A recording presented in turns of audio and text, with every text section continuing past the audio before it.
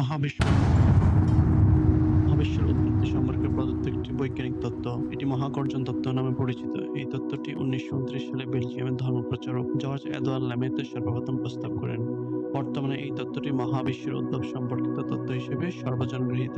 এই তত্ত্বের অন্যতম বৈশিষ্ট্য হল কোনো ধারাবাহিক প্রক্রিয়ার পরিবর্তে একটি বিশেষ মুহূর্তে মহাবিশ্বের উদ্ভব। এই তত্ত্ব অনুযায়ী আজ থেকে প্রায় 1375 কোটি বছর পূর্বে এই মহাবিশ্ব একটি অতি ঘন। বিজ্ঞানী এডউইন হাবল প্রথম বলেন যে দূরবর্তী ছায়াপথসমূহের বেগ সামগ্রিকভাবে পর্যালোচনা করলে দেখা যায় এরা পরস্পর দূরে সরে যাচ্ছে, অর্থাৎ মহাবিশ্ব ক্রমশ সম্প্রসারিত হচ্ছে। আপেক্ষিকতার সাধারণ তত্ত্বের ফ্রিডম্যান, ল্যামেট ও রবার্টসন ওয়াটার মেট্রিক অনুসারে এটি ব্যাখ্যা করা হয়েছে। এই তত্ত্ব অনুসারে বিশ্লেষণ করলে দেখা যায় সমগ্র মহাবিশ্ব একটি সুপ্রাচীন বিন্দু অবস্থা থেকে উৎপত্তি লাভ করেছে। এই অবস্থা সকল পদার্থ এবং শক্তি অতি উত্তপ্ত এবং ঘন অবস্থায় ছিল, কিন্তু এই অবস্থার আগে কি ছিল তা নিয়ে পদার্থবিজ্ঞানীদের মধ্যে কোনো ঐক্যমত নেই।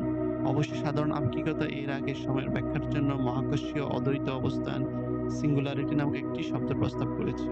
মহাবিশ্বের সম্প্রসারণ একটি অরৈখিক ত্বরণে হচ্ছে। এই ত্বরণ ব্যাখ্যার জন্য সাধারণ আপেক্ষিকতার তত্ত্বে এমন একটি মহাবিশ্বের ধারণা গ্রহণ করা প্রয়োজন যাতে ঋণাত্মক চাপ বিশিষ্ট বিপুল সংখ্যক শক্তি উপাদান থাকা প্রয়োজন। এই থেকে এসেছে অদৃশ্য শক্তির ধারণা করা হয় এই শক্তি অবশিষ্ট 70 ভাগ গঠন করেছে। এর প্রকৃতি বর্তমান মহাবিস্ফোরণ তত্ত্বের অন্যতম রহস্যময় বিষয়। এর সম্ভাব্য সমাধান পাওয়া যায় মহাজাগতিক ধ্রুবকে স্কেলার মান গ্রহণ এবং ভৌত শূন্যের স্থান গঠনকারী কোইন্টেসেন্সের পরিমাপ ধরে নেওয়া। তবে এই বিষয়টি বোঝার জন্য বর্তমানে গবেষণা এগিয়ে চলছে। 2006 সালে WMPO থেকে প্রাপ্ত তথ্য অনুসারে মহাবিশ্বের 14% অদৃশ্য শক্তি, 22% অদৃশ্য বস্তু এবং মাত্র 4% সাধারণ বস্তু রয়েছে। সূক্ষ্ম বিশ্লেষণ করলে দেখা যায় ছায়াপথ এবং কোয়ার্সার সময় অন্তর্গঠন এবং বৃহৎ পরিসর গঠনের বণ্টন ব্যবস্থা মহাবিস্ফোরণ তত্ত্বকে সমর্থন করে। এই ধরনের সকল পর্যালোচনা করে জানা যায় যে মহাবিস্ফোরণ সংঘটিত হওয়ার প্রায় 1 বিলিয়ন বছর পর প্রথম ছায়াপথ এবং কোয়ার্সার সৃষ্টি হয়, আর তখন থেকে তৈরি হতে থাকে আরো বৃহৎ পরিসর গঠন, যেমন ছায়াপথের স্তবক এবং মহাস্তবক। ছায়াপথগুলোর বয়স ধীরে ধীরে বাড়ছে এবং তাদের মধ্যে ঘটছে নানা বিবর্তন।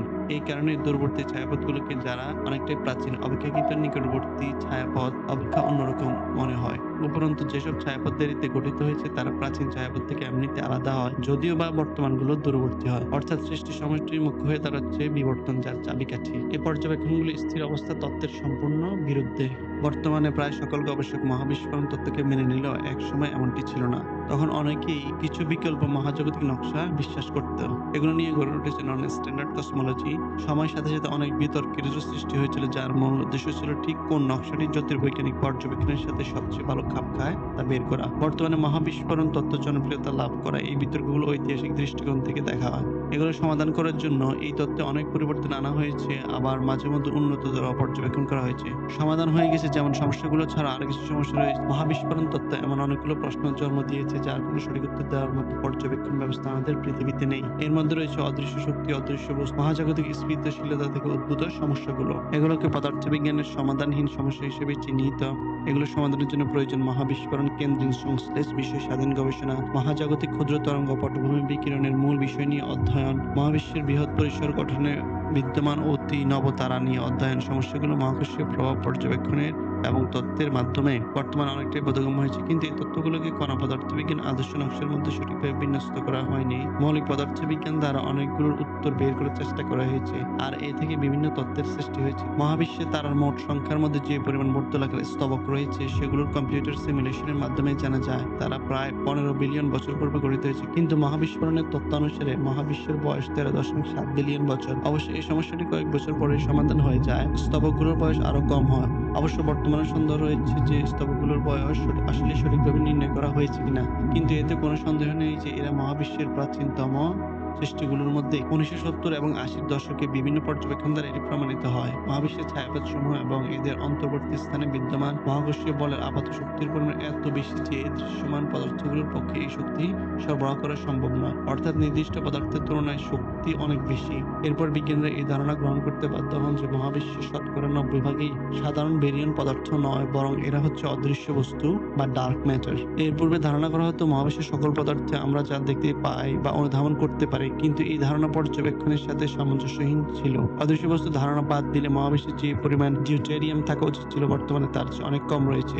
এই সমস্যা নিরসনের জন্য অদৃশ্য বস্তুর কল্পনা ছাড়া অন্য কোনো উপায় নেই। প্রথম আবিষ্কারের পরপর এই বস্তুটি ব্যাপক বিতর্ক সৃষ্টি করলেও বর্তমানে অধিকাংশ বিশ্ব তত্ত্ববিদ এটি মেনে নিয়েছেন। কারণ বর্তমানের মাধ্যমে যে অ্যানিসোট্রপি পর্যবেক্ষণ করা হয়েছে তা বিজ্ঞানসম্মতভাবে ব্যাখ্যা করতে হলে এর কোনো বিকল্প নেই। এছাড়া ছায়াপথের স্তবকসমূহের ব্যাগের ওঠানামা, বৃহৎ পরিসরে মহাবিশ্বের বণ্টন, মহাকর্ষীয় লেন্সিং এবং অধ্যয়ন, ছায়াপথের স্তবক থেকে প্রাপ্ত রঞ্জন রশ্মি নিয়ে গবেষণা করতে যেয়ে এই বস্তুর উপস্থিতি স্বীকার করে নিতে হয়। 2006 সালের আগস্ট মাসে বুলেট স্তবকের ছায়াপথের মধ্যে সংঘর্ষ পর্যবেক্ষণের মাধ্যমে বর্তমান বিজ্ঞানীরা অদৃশ্য বস্তুর ব্যাপারে নিশ্চিত হয়েছেন। দৃশ্য বস্তু চিহ্নিত করা প্রায় দুঃসাধ্য, কারণ এর মহাকর্ষীয় প্রভাব সঠিকভাবে বোঝা যায় না। এখন পর্যন্ত কোনো গবেষণাগারে সরাসরি অদৃশ্য বস্তু পর্যবেক্ষণ করা সম্ভব হয়নি। কণা পদার্থবিজ্ঞানের অনেক গুরুত্বপূর্ণ গবেষণার বিষয় বর্তমানে অদৃশ্য বস্তু।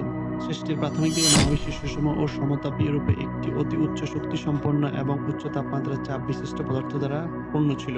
মহাবিশ্ব সৃষ্টির সেকেন্ড পর পদার্থবিজ্ঞানের সূত্রগুলো কার্যকারিতা লাভ করে, তাই এই সময়কে প্ল্যাঙ্কের সময় বলে। প্ল্যাঙ্কের সময় প্রায় সেকেন্ড পর একটি দশা পরিবর্তন তথা অবস্থান্তর অবস্থার সূচনা ঘটেছে, যার ফলে মহাজাগতিক সম্প্রসারণ বা স্ফীতি শুরু হয়। এই সময় থেকেই মূলত মহাবিশ্বের এক্সপোনেনশিয়াল সম্প্রসারণ শুরু হয়।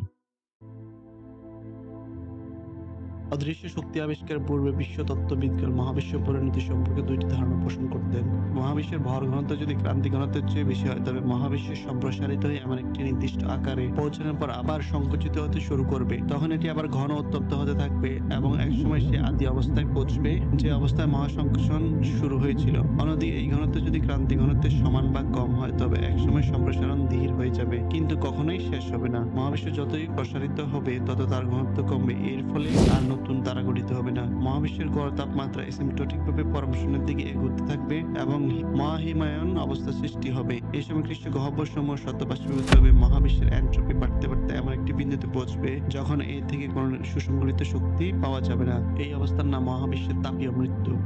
উপরন্তু প্রোটন যদি অস্থিতিশীল হয়, তাহলে হাইড্রোজেন বর্তমান মহাবিশ্বের অন্যতম প্রাথমিক বেরিয়নিক নাম্বার অদৃশ্য হয়ে যাবে, রয়ে যাবে কেবল বিকিরণ। মহাবিশ্বের ত্বরণ সহকারে সম্প্রসারণের উপর আধুনিক পর্যবেক্ষণের ফলে আমরা জানতে পারছি যে বর্তমান দৃশ্যমান মহাবিশ্ব আমাদের ঘটনা দিগন্তের বাইরে চলে যাবে এবং আমরা আর দৃশ্যমান স্থানগুলোকেও দেখতে পারবো না। এর ফলে কি হতে পারে তা সঠিক জানা যায়নি। মহাবিশ্বের ল্যাম্বডা সিডিএম নকশায় অদৃশ্য শক্তি একটি মহাজাগতিক ধ্রুবক হিসেবে দেখানো হয়েছে। এই তত্ত্বে বলা হয়েছে মহাবিশ্বের কেবল মহাকর্ষীয়ভাবে সীমাবদ্ধ বস্তুগুলোই একসাথে থাকবে, যেমন ছায়াপথ। অবশ্য মহাবিশ্বের প্রসারণ ও শীতলায়নের ফলে এদেরও তাপীয় মৃত্যু ঘটবে। অন্য একটি মতবাদ হচ্ছে ফ্যান্টন শক্তি মতবাদ। এটি অনুসারে ছায়াপথ, স্তবক, তারা, গ্রহ, পরমাণু বা ইন্দ্রিয় সবগুলো একসময় ছিন্ন ভিন্ন হয়ে যাবে এবং চির প্রসারণশীল মহাবিশ্বে এই কারণে একসময় বিগ রিগ সৃষ্টি হবে। বিশ্বতত্ত্বে মহাবিস্ফোরণ তত্ত্বকে অবিসম্ভাবী ধরলেও ভবিষ্যতে এর সংস্কার প্রয়োজন হতে পারে। অতীতে যে সময়টিতে স্ফীতি শুরু করে বলেছে আমরা ধরে নিয়েছি, তা সম্বন্ধে আমাদের প্রকৃত জ্ঞান খুব সীমিত। তত্ত্বের সাহায্যে উপস্থাপিত মহাবিশ্বের চিত্রের বাইরে আরো কিছু থাকতে পারে। স্ফীতির ক্ষেত্রে আমরা অবশ্যই ধরে নেই যে সূচকীয় সম্প্রসারণ মহাকাশের বৃহৎ অঞ্চলকে আমাদের পর্যবেক্ষণযোগ্য দিগন্তের বাইরে ঠেলে দিয়েছে। তখন প্রকৃতপক্ষে কি ঘটেছিল তা সম্বন্ধে বিস্তারিত জ্ঞান পাওয়া যাবে যখন উচ্চ শক্তিস্থলে পদার্থবিজ্ঞানের সূত্রসমূহ বোধগম্য হবে। এই সম্বন্ধে সকল অনুমান কোয়ান্টাম মহাকর্ষ হিসেবে আলোচিত হয়।